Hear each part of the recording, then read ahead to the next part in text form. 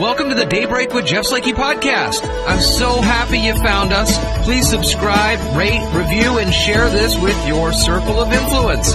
It's a collection of the interviews, news, and conversation during Daybreak with Jeff Slakey on I-Fiber One News Radio, KMAS, weekdays from 6 to 9. Good Thursday morning to you. The Daybreak Show continues on here this morning. And good morning, Spencer. Hey, good morning. What's going on today? Well, not a lot. Yesterday, I was getting ready for T-ball, and my gosh, there was some sort of a beehive that was under our awnings. It was larger than a softball, and we hadn't even noticed it until we were filling up water balloons for our T-ball practice. Water balloon practice was last night, and man, I look up, and all of a sudden there's about 20 of these things, and they're just zipping around this hive, and one, I guess, doesn't like the cut of my jib or something, and it just makes literally a beeline right to me, and I got stung maybe less than a half inch from my eyeball. Oh my gosh. And it hurt, obviously. Oh my gosh. So Stephanie smartly ran to go get the white vinegar and put the white vinegar on there, and it kind of really seemed to take the initial sting out of it. Wow, that's good to know. I didn't know that about the white vinegar.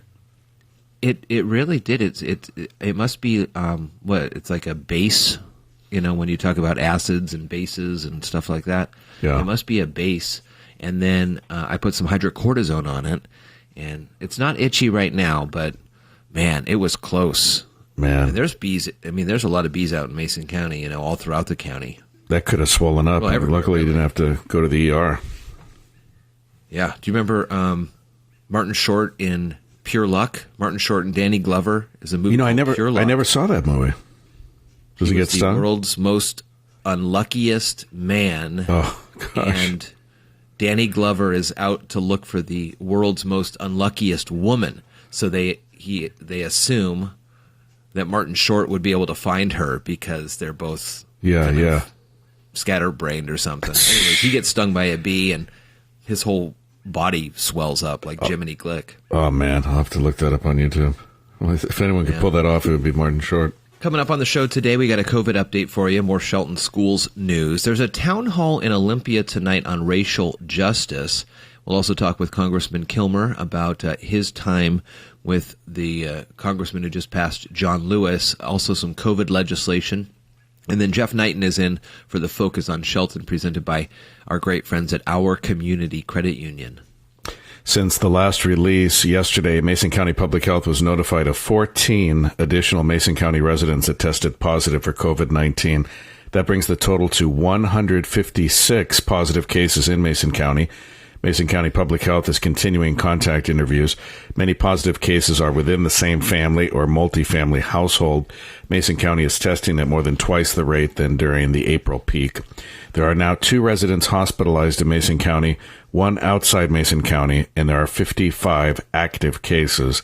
If you're showing symptoms for COVID-19, early testing is encouraged. At the earliest signs of symptoms, please reach out to the Respiratory Illness Triage line, 360-427-3615. They can assist you in scheduling an appointment at Mason Health's drive-through COVID-19 testing. Once again, the Shelton School District at their online board meeting deciding to hold all classes online this fall. School board approving the plan. Dr. Apostle spoke on safety of students and family. There is a community forum at 6 o'clock tonight. You can check out sheltonschools.org for more information on the links to that again tonight at 6. First day of school is September 2nd, and Dr. Apostle will be on Daybreak tomorrow morning to talk about this decision. The Olympia City Council will host a virtual town hall on racial justice and economic opportunity today at 4 p.m. The town hall is the second in a series of 4 weekly virtual town hall meetings for the public focused on racial justice and the justice system, economic opportunity, the healthcare system, and the education system. The goal of the virtual town halls is to provide a safe gathering space for the community to learn and understand the issues at the center of institutional racism and the opportunities for positive change driven by the Black Lives Matter movement. Again, that's today at 4 p.m. Well, Mariners news, Kyle Seager driving in 3 runs. Dylan Moore had a 3-run homer, and the Mariners rallied from 2 late deficits for a 10-7 win over the Angels last night on a game heard here. Moore connected during the Mariners' 5-run 6th. Seager put the Mariners ahead for good with a sacrifice fly in the 7th for Seattle's 2nd victory of the season. More Mariners action here on AM 1030 and FM 1033. Before too long, too, we'll likely hear the sounds of the gridiron, and Seattle Seahawks star linebacker Bobby Wagner thrilled by the addition of Jamal Adams. Wagner not concerned. Seattle gave up its first 2 round picks to get the all-pro safety from the Jets.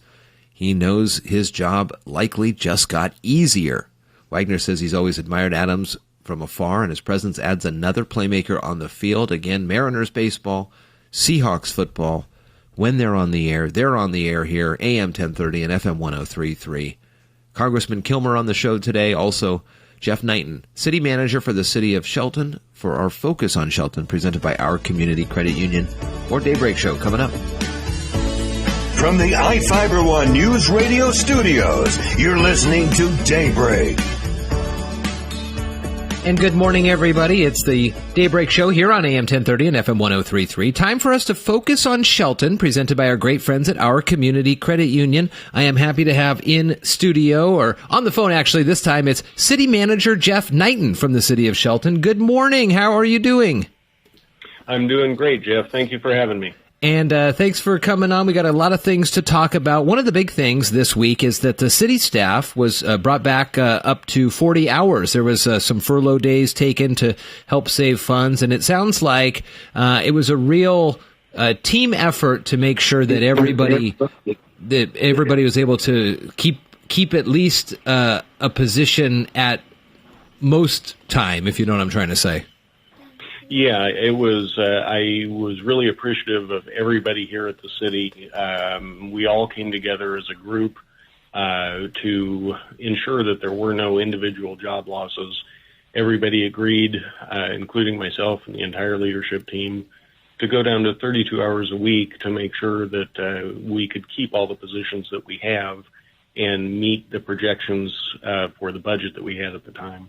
It was turned out really well, and I'm glad that we're able to be back to work full time. What are some of the other changes that are happening at the Civic Center? There's still the distancing, obviously. The plexiglass masks are worn as employees move about the Civic Center. What else are we seeing? Yeah, those are the common things that you see in stores that you go into. Masks, of course, are required to come into the Civic Center. All employees are wearing our masks anytime we're away from the desk. If we have to go get a copy or print something out, go get a drink of water anytime you get up, you have to have your mask on. And we have a donation bottle for those that forget to try to fund maybe a holiday party later in the year for the employees. And it's pretty fun looking at your friends and your coworkers and saying, "Hey, get back here." Right. It's like the new version of the swear jar. Yeah, pretty much. The city has been releasing information, of course, proclamations coming down by the county and then also by the state.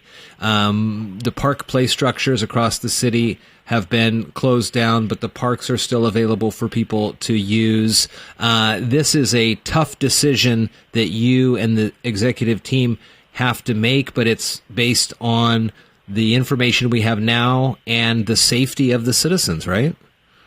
It absolutely is, and closing the play structures and closing the softball league is absolutely not anything that we want to do.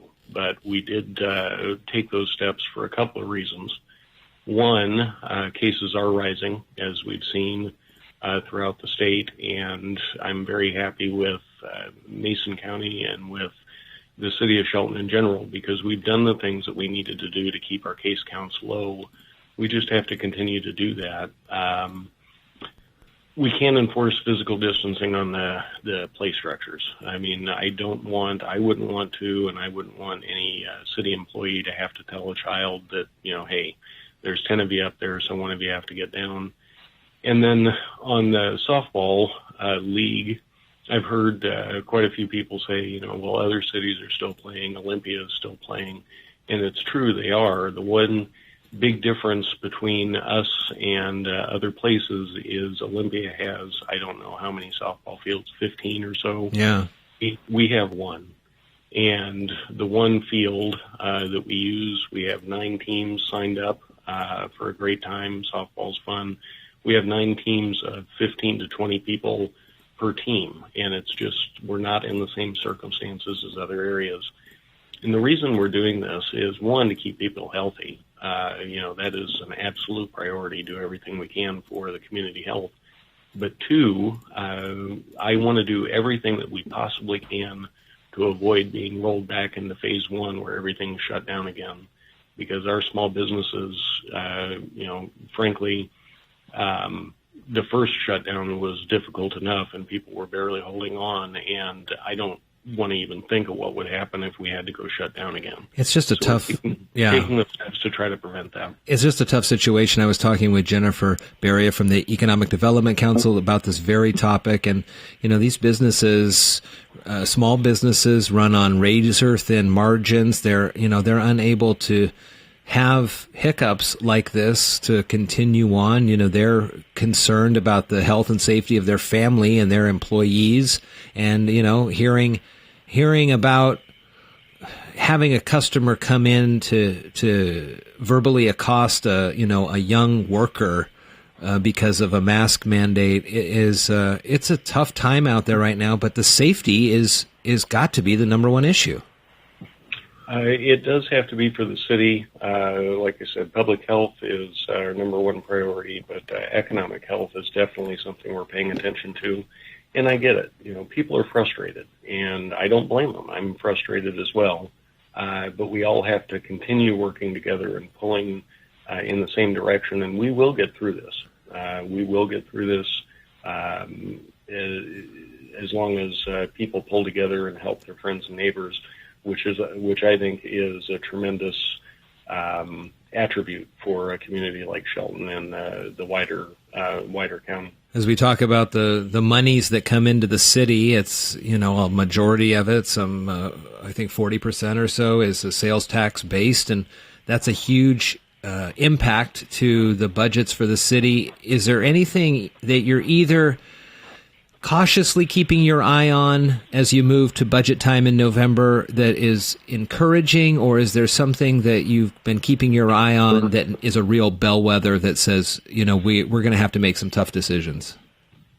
We are. Our leadership team and myself are paying attention to the numbers that come in daily, and at this point, we're able to bring people back to 40 hours a week, like we talked about earlier, because our projections, reality hasn't matched what our projections were initially, and we think that's because of the extra benefit for unemployment. And as we all know and have seen in the national news lately, that has ended, and there may be a deal in the future to bring some form of that back.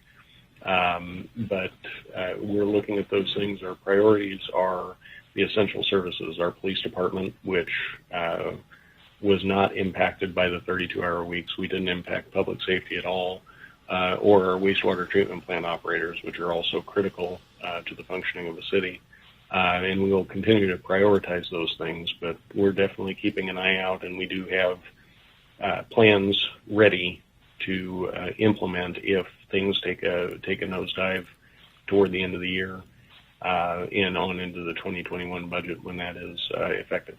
Well, as more decisions are needed to be made and then released out to the public, anytime you want to come on and we'll talk about those, it's a great way to get the folks involved and invested in what's happening in the city. City Manager Jeff Niten now on the air with us, brought to you by our great friends at Our Community Credit Union. Thanks, Jeff, for spending some more time with me and talking about these issues. I appreciate the opportunity and happy to come on anytime and talk about city business. You're listening to Daybreak on I-501 News Radio. And good morning, everybody. On the Daybreak Show, I've got via Zoom video conference representing the 6th District of the great state of Washington, Representative Derek Kilmer. Hi, Derek. How are you doing? Great to be with you, Jeff. Good to talk with you as always here. And there's a lot going on in Washington. We have a lot to get to today. But first, let's look back at the life and legacy of a friend of yours in the House of Representatives, John Lewis. I know you have had the opportunity you were able to walk with him over the Edmund Pettus Bridge a couple times. You have a story you can share about him that folks may not know, and then just overall his life?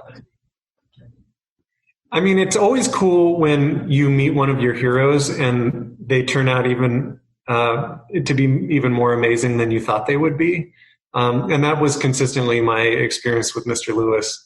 It's funny, throughout 8 years of being able to be his colleague, every time I talked to him, I would call him Mr. Lewis, and he would always say, Eric, call him John. And I would say, I can't.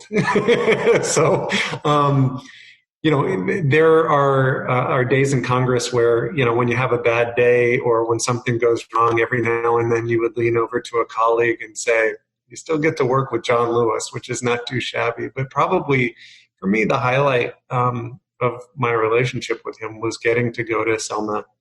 And last year I brought my daughter, Sophie, with me, and to walk across the Edmund Pettus Bridge with him, a place where 55 years earlier he'd been beaten and tear gassed, simply had his skull cracked open for advocating for the right of African Americans to vote in this country. And he was so great sharing stories with my daughter. And as we were wrapping up the trip, we were at the airport, and she said, I got another question for you. And he said, go ahead. And she said, were you ever scared? And he said, to be honest, there were times I was scared, but I was strengthened by the fact that I knew there were a lot of people counting on me to stand up and to fight for justice. And, the very last time I heard his voice alive was we had a call early this summer, and it was after the murder of George Floyd in Minneapolis. And he called into a call with many members of Congress on it. And he said, I'm sad because we're not as far on the path to justice as any of us want to be. But he said, you know what, but I'm also hopeful because there's a whole bunch of young people in this country who are standing up and speaking up and demanding change. And that's how change happens in this country. So, and his last words to us were, keep your eyes on the prize. He will be terribly missed, not just by those of us who had the honor of getting to work with him. He'll be terribly missed, I think, by our country because he was just a very civil voice for change, for justice. He demonstrated that you could be powerful and peaceful at the same time, which I have a great appreciation for. And it was certainly a huge honor for me to have had the opportunity to work with him. Switching gears to coronavirus, the $600 monthly pay or weekly payments by the feds is ending here in just a couple of days. I think the way Washington State worked, it actually ended a little earlier for folks here. I'm seeing some movement in the Senate. Obviously, the House had passed the CARES Act months ago, which addressed a lot of these issues, and there is starting to be talk in the Senate about a bill which looks drastically different than the HEROES bill, and I understand this would be their opening volley. But as tough as this situation is right now, I can't imagine there's a lot of time to be playing back and forth on this in conference committee. Where are you getting a sense that something is going to happen to help people out? I was talking with the city manager of Shelton, and he said, I think a great thing has been these $600 a week payments to help folks. The problem, though, is that I see is that when it ends, we're not going to know whether or not it was a benefit or not until maybe a month or two down the road. And by that time, we haven't been offering the additional payments. And it just seems pretty precarious right now. Yeah, let me touch on that in a few ways. To me, I have a sense of urgency about this because I'm spending every day talking to folks who are really hurting right now, and it's not their fault. The people who've lost jobs as a consequence of this pandemic, it's not their fault. And, when we get an email from someone saying I've lost my job and I don't know how I'm going to pay my bills, I'm not sending them a form letter. I'm calling them and talking to them and trying to figure out how we can help. And there are a lot of people who are really hurting right now. And I think part of the role of the federal government is not to say you're on your own, but to say we're going to help you. And that was really the rationale behind that federal support for unemployment assistance, to say that for the average unemployed worker, that on average they would see an unemployment check that was equal to the amount they made when they were working, so that they can continue to meet their financial obligations, that they can make rent or pay mortgages and put food on the table. And I am, and I don't say this in a partisan way, it's just a statement of fact, I am really concerned that the HEROES Act passed 10 weeks ago, and the Senate leadership, Senator McConnell, did nothing for 10 weeks in terms of any sort of coronavirus response. And he said, what's the hurry? Well, we've now found out what's the hurry when you see benefits expiring, and we're getting calls from people saying, what do I do? I think it's a terrible, terrible mistake to just pull the rug out from under people who are hurting through no fault of their own. On top of that, you saw a report from an economic think tank just this morning that said, if this $600 expires, the impact to our economy is expected to be a loss of between 4 and 5 million more jobs lost. Simply because, and again, if you talk to local retailers, if you talk to anyone who's been able to figure out how to operate through the course of this, one of the things that's somewhat buoyed our economy is the fact that people still have at least some money coming in the door. And if that funding expires, the impact to our economy will be really significant. I think it's really unfortunate that the proposal that was put forward by Senate Republicans proposes cutting that amount of federal support by 2/3. Because here's what we know. People's rent payments aren't being reduced by 2/3. People's utility bills are not being reduced by 2/3. Their car payments are not being reduced by 2/3. Their cost of feeding their kids is not being reduced by 2/3. And so the rationale behind a cut of that magnitude is befuddling to me. I don't understand it, and I know that the consequences to the folks I represent will be really significant. So I'm pushing for a smarter approach. In fact, we're introducing a bill tomorrow that, rather than what often happens in Washington, D.C. is, Congress identifies a problem and they put a patch on it, and then, they have to put another patch on it a few weeks later. And what you've seen over the course of this pandemic, it's, sort of the scene from Jaws where Brody says, we're going to need a bigger boat. And that keeps playing out every few months because the size of the problem keeps outstripping the federal response. So the bill we're putting forward would maintain that federal support for unemployment assistance through the length of the pandemic, through the length of the national emergency. And then it would start to adjust the levels of support as the economy, as the state of the economy improves, so that once we see, and listen, right now you have literally tens of millions of people who are out of work, and many of those jobs aren't coming back. So it doesn't make sense to cut that benefit at this point when those jobs aren't coming back. At some point when the economy picks up, it may make sense to start, changing the levels that are provided to people, but certainly not right now. When I look, and I heard a statistic about those who lost their job, and it was something about, like 60% or so weren't even sure their jobs would ever come back. So is this, as I'd like to switch gears to something in Washington, it's, wildfire season. Are there talks about reenacting the CCC, the Conservation Corps, to get people back on some sort of a job through the feds to go cut fire lines, or, do those types of jobs that we did, back after the Depression in the 20s. 100 years ago, we were sitting almost in this same exact position, and there were ways that we got out of it there. Are there those things that are happening, conversations at least in the Capitol about that? Yeah, let me touch on that in a few different ways. You actually saw something unique happen last week, and that was a bipartisan bill got passed and is about to be signed into law. It's a bill called the Great American Outdoors Act, and it is focused on providing jobs related to our outdoors.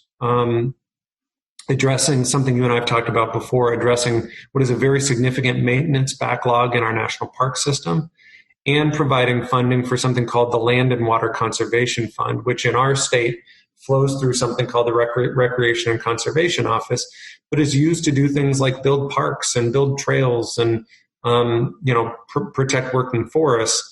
And the combination of those two things could have a real benefit. I mean, I grew up on the Olympic Peninsula. There wasn't a summer of my childhood that didn't involve going hiking in the Olympics or fishing with my dad and my brothers. And, those are experiences I've tried to share with my kiddos as well. But, as I got older and I worked in economic development professionally, one of the things I've realized is how important our parks and our public lands are to our outdoor recreation industry and to jobs. In our state, that industry supports about 200,000 jobs and contributes over $20 billion to our state's economy. And so, to the point of your question, there is a recognition that the value of making these investments is not just in terms of the environmental benefit of, I look at our national parks as kind of the crown jewels of our region. But they've gotten a little rusty, right? You've got, just in Olympic, you've got a pretty significant maintenance backlog with trails that have been washed out, roads that have been washed out, water systems and wastewater systems that are failing. And the idea here is that we can both address what is a critical need from an environmental standpoint, address something that could absolutely positively contribute to the tourism economy and the outdoor economy of our region, but also importantly, put people to work. I think about in the district I represent, that Land and Water Conservation Fund, the Blueberry Park project in Bremerton, Shane Park in Port Angeles, which is the park I played at when I was a little kid growing up in PA. And even though I consistently played for losing sports teams, I still love Shane Park, and I'm still a supporter of the Land and Water Conservation Fund, even though I was never on a winning sports team. So I think this is something that Democrats and Republicans actually agreed on. We're able to get that bill passed across the finish line, and I worked really hard on it. Our Senator Maria Cantwell really took a lead role in that as well, and it's to her credit that it got bipartisan support out of the Senate, and now is going to be a law that makes a real difference for regions like ours. The Attorney General has been talking to the House Judiciary Committee for, I think, the first time he's been up there on the Hill in a long time. I know you're not on that committee, but do you have any thoughts about him and his office right now? Anything else that's been going on regarding the protests in Portland and the possibility of federal troops in Seattle and across the country? Yeah, I guess a lot I could touch on there. I think there's a fundamental question. I haven't been able to watch the Judiciary Committee hearing. There is a fundamental question at play here, and that is, does the Attorney General work for the people of the United States of America, or is he the president's attorney? And I think there's concerns that I have that too often he seems to be acting in the political interest of the president rather than in the public interest of the American people. With regard to the issues around the protests, I look at things like the clearing of Lafayette Square in Washington, D.C. for what was essentially a photo op.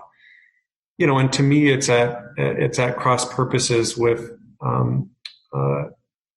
First Amendment rights. And I agree with Admiral Mullen who said, our communities are not battlefields to be dominated. There are neighborhoods and there are communities, and and there are homes. And so that's, I think, a concern that I and much of the Washington delegation have raised with the administration. Obviously none of us want to see any violence in our communities. And at the same time, I'm concerned about having federal agents show up without identification, without having disclosed their credentials, detaining protesters, in many instances, detaining peaceful protesters without identifying themselves appropriately. And so there is legislation that has been introduced that's targeted at trying to protect peaceful protest and requiring that any sort of federal officials display official identification, disclose their credentials, and be limited to policing areas around federal properties, not unless they've been invited in by a mayor or by a governor. U.S. Congressman Derek Kilmer is online at kilmer.house.gov. You can find more information from him there, newsletters, press on other things that he's been working on, and information on his office locations, both here in Washington and in D.C. You can always see him as well on again, kilmer.house.gov. We'll put the links to that in the show notes.